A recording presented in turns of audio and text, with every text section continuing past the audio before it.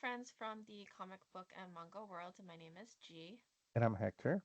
and we're here to talk about the March 24th, 2025 FOC. Hector and I, we work for Penguin Random House, so the titles that you'll see today are those that we can sell internationally around the world.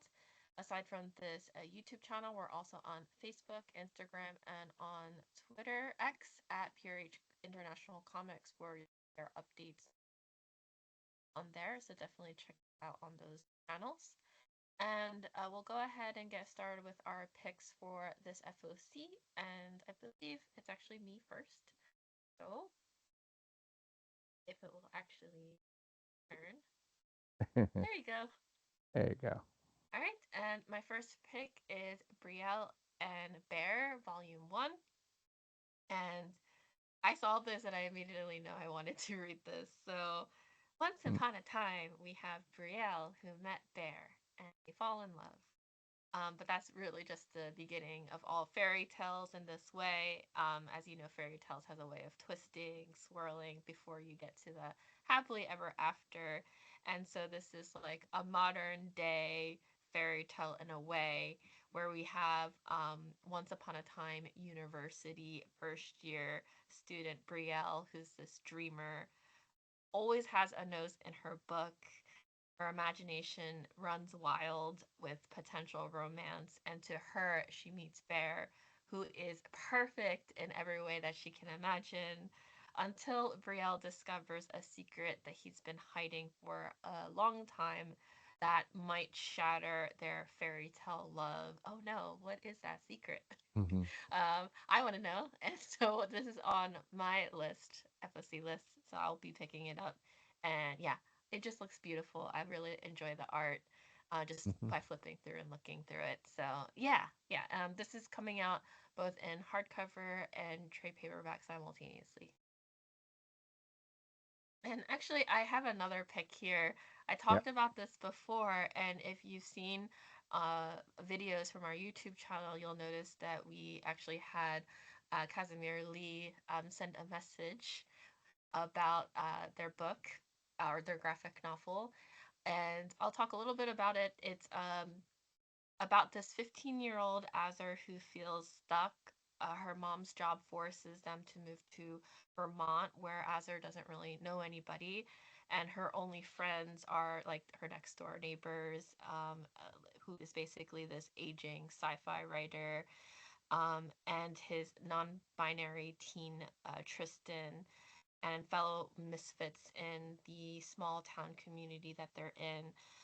For a while, Azur can escape her troubles by disappearing into like the pages of her neighbor's epic novel, The Exiles of the Overworld. But when her queerness throws her life out of balance, she realizes some secrets cannot be escaped forever, even within the pages of a book. You have to face them at some point. So it's basically a story about Azur fighting to find herself. It's her trying to figure out that identity between the uneasy spaces between friends and family, and trying to reckon with that identity with the people around her.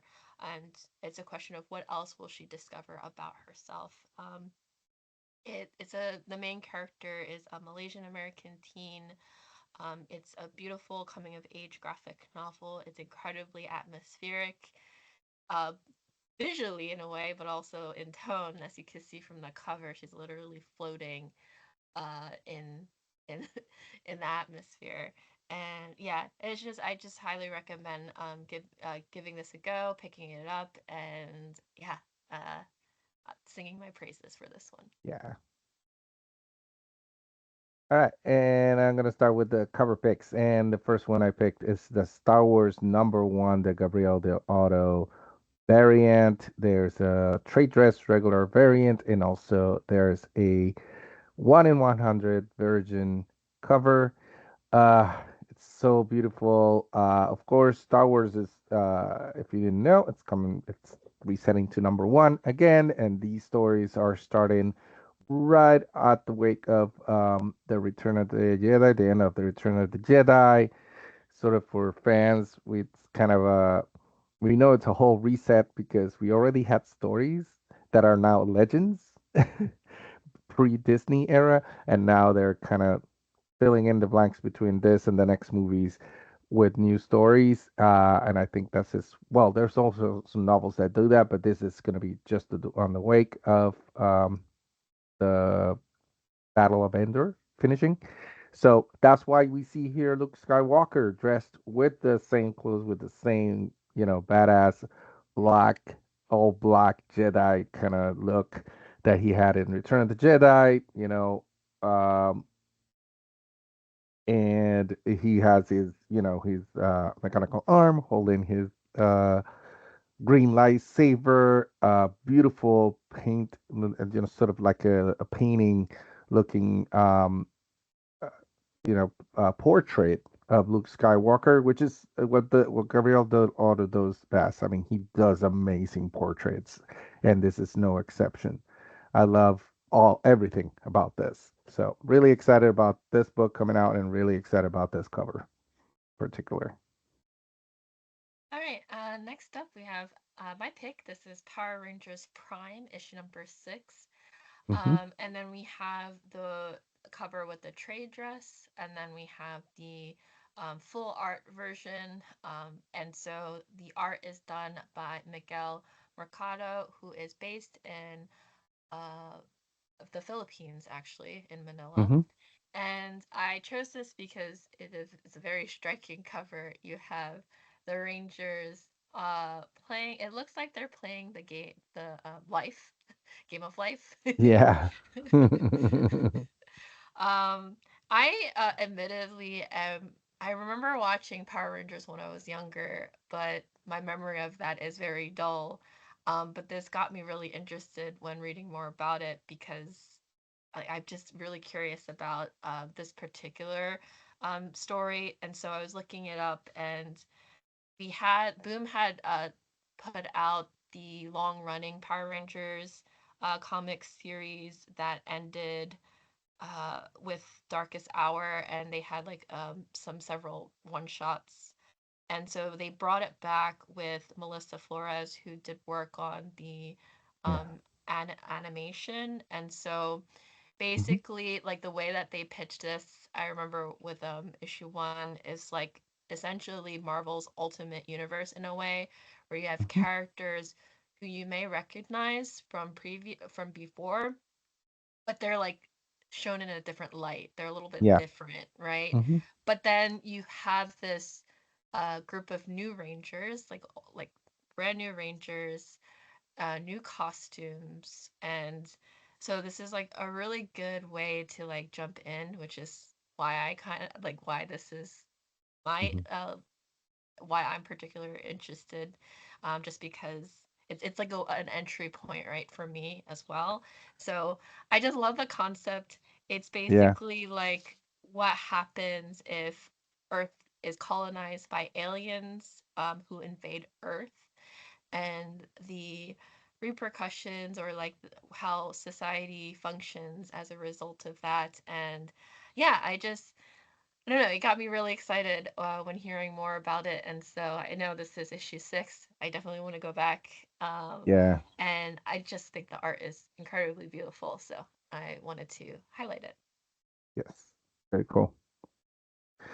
And continue with beautiful art. Amazing Spider-Man #2, the Pablo Villalobos variant.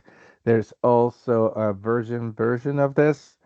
Um, and but this is, it's Villalobos who does amazing, very realistic, very shiny and beautiful art. And here we have Felicia just like, is she stealing a frame or is she the art? And she's getting, it's sort of like a photo shoot, and it's like if a cat burglar, it's in a museum doing a photo shoot. I love the play with the shadows in the background, the flash in the front, the amazing, sort of model look on her face, but at the same time, it's very sort of funny and quirky. This is from the Amazing Spider-Man run. that it's happening right now. Joe Kelly and Pepe Larraz, like we just had number one come out, so this is the second issue coming out. Oh, there they are. Sorry, and I should have told you, T. That one on the left, that's a mistake. That is not Chris Caruso, obviously. It's Mhm. just the cover, the first cover, and the one in 100. I meant to tell you not to put that one up. So don't get confused, please, by what you see on the bottom. And that's it. That's it for this one. Okay, next. Okay, and this is a Mouse Guard Facsimile Edition, issue one. And this is basically in celebration of the 20th anniversary of David Peterson's Mouse Guard franchise. And we have this special facsimile edition of issue one, which is basically the original limited edition black and white printing. And the way that it's presented, it's as close as the original as possible. Really iconic issue that is great for collectors and also for someone like me who have not read this, even though I heard so many great things as an Yeah. Eisner Award winner. And I don't know why I haven't picked it up, but I know it has a special place in a lot of people's hearts. And I know this is something I have to pick up, so I had to mention this. But also, a little bit of news here. If you haven't realized, there's going to be a new series launching in spring titled Mouse Guard Dawn of the Black Hmm. Axe. And of course, it's going to be with the same writer, David Peterson, but the artist is going to be Gabriel Rodriguez, who I actually met before. And if you don't know, he did work on Lock and Key, which the art in that is fantastic. So I can't wait to see what it will look like for the new series that will be coming out in spring. So basically, just a little bit of preview. I know we're talking about the facsimile edition, but I also want to mention the new series.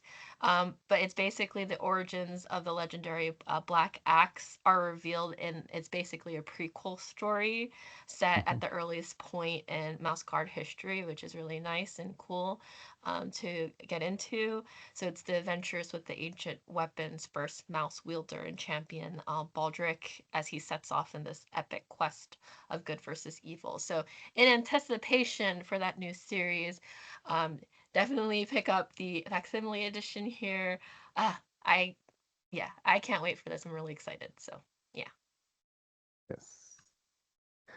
And we continue with Grimm number 22, cover Eve, the Boone 20th anniversary variant by Miguel Mercado. And also there's on the right, you can see there's going to be a uh, virgin version of the cover, a 1 in 20 full art version of it. And of course, so good. I love Grimm. This is one of my favorite Boom Studios. I think right after Something's Killing the Children, my favorite one is Grimm. And written by the amazing Stephanie Phillips. This issue. The artist is Fabiano Armentaro. And if you don't know, I mean, just a little bit of the story. She, Je Jessica Harrow, is a Green Reaper.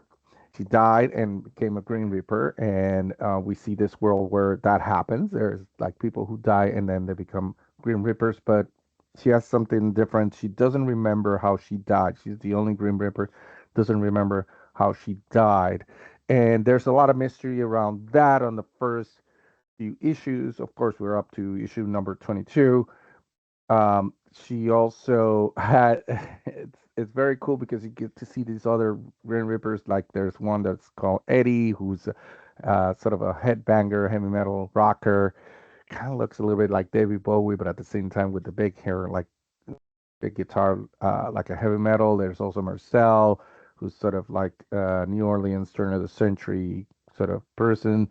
Um, there's a lot of that. There's a lot of mystery about who is Jess. Why doesn't she remember? Where is the main Green Reaper? Because at the beginning of the book we don't know where he is. And there's as the story continues, you uncover the mysteries, but the new ones show up, and they kind of keep building up this world. So let's talk about the art. Obviously, Miguel Mercado, you already saw what he did with the Power Rangers Prime earlier on this video. Now you can see what he's doing with Grimm. Very beautiful, very amazing sort of cover art of Jess with her side, just sitting there with sort of darkness in the background, beady red eyes in the background, but she's just sitting there being kind of dark and goth like the character she is. uh, if you haven't read this, I definitely recommend you pick it up. But also the art on this is amazing. The covers for Grimm have always, all of them have been so good, and there's so many big names that have contributed art to the covers. So also check those out.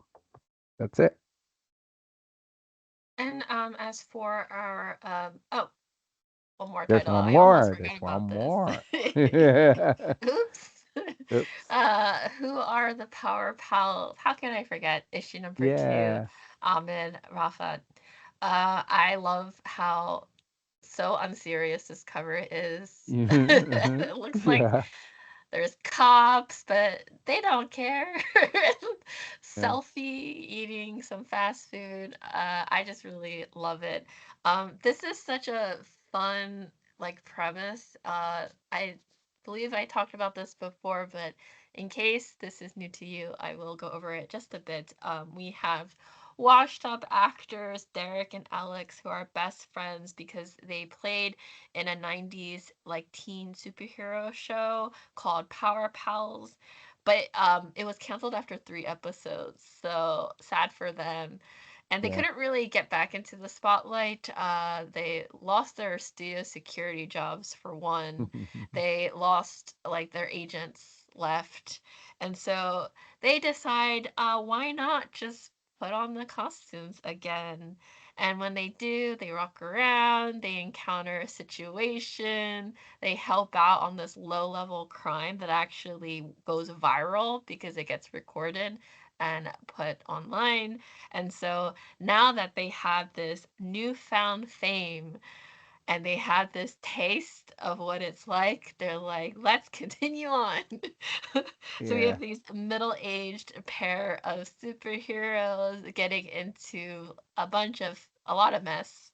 But and then their friendship is also tested along the way. So just a lot of fun. I love this cover, and yes, it's on my picks for this week. Now for news, if this cover looks Mm-hmm. familiar to you, this is volume one of Gachiakuta. And this one, the news dropped on the official trailer drop here. Let me see if I can play it. Hopefully I can. Oh, Maybe. yeah, there we There go. it goes. So a little bit about this. I did mention this when this first released, but in case you don't Yeah. know, Rudo is the main character who basically live in the slums of this floating town, and the poor scrape by under the shadows of the rich. And the rich, they have they treat objects as if it's nothing in a way. Like garbage is thrown off on the side into the abyss down below, and it's just it's such a wide like social distance between the rich and the poor. And Mm-hmm. one day Rudo is falsely accused of murder, and his wrongful conviction basically leads to this punishment. And I'm gonna pause this so it doesn't go into commercials here. But essentially, his punishment is basically being thrown off of the floating like the floating town into the Mm. abyss below, and no one recovers or returns from that, right? But he realizes that down on the surface when he gets thrown off is like this like toxic wasteland of humanity, and there's like a bunch of these vicious monsters that is bred on the surface, and if he has any hope of surviving, he sort of gets adopted by this like castaways, with this group of castaways, and he has to learn to live in that environment. Highly toxic, has to wear a mask and everything, as we as you've seen. Um, and what's very interesting is he basically joins this group known as the Cleaners, who battle these like trash beasts, monsters on the surface level. And what's so interesting about this book is the way that the power, like the way that which like the world building itself is so interesting, and it's why I liked it when I started reading it. Basically, what was once seen as trash or broken, these objects could essentially, if the person in question can sort of imbibe worth to these worthless objects, and these objects can turn into vital instruments that have powers. And it's so cool to see when a character eventually gets their own vital instrument, to see what kind of powers comes out of this object that is so beloved to them but might be seen as trash to other people. So really cool. Love the power Yes. dynamic, like the dynamics of how the powers are like manifested. It's such an interesting concept. And then obviously this is going to be huge when the anime comes out in July, is the like estimated Yeah, and release date. So, you saw a taste of the visual of the animation, and they're very similar to the illustrations. It's that kind of like very sort of dark cyberpunkish kind of look, and very beautiful illustrations too on the manga. So it could become the next big, sort of sci-fi cyberpunk action shonen kind of thing for everybody. So keep an eye out on it and definitely read it. It's very cool. Very cool story. the creator was an assistant under like the team under Fire Force. Yes. So if you like, I mean, And there's a little bit of similarities that you're going to see in the style. mhm. So yeah, although this one is a little bit more extreme, which I like. I really love. Yeah. Yes. All right, so that's it for this week. Thank you for joining us. As Hmm. always, Hector and I, we enjoyed doing this. So definitely comment down below on what you'll be picking up for this FOC. Yep. And again, check out our social media links down below in the description. And that's it. Bye, everyone. Thank you. Bye.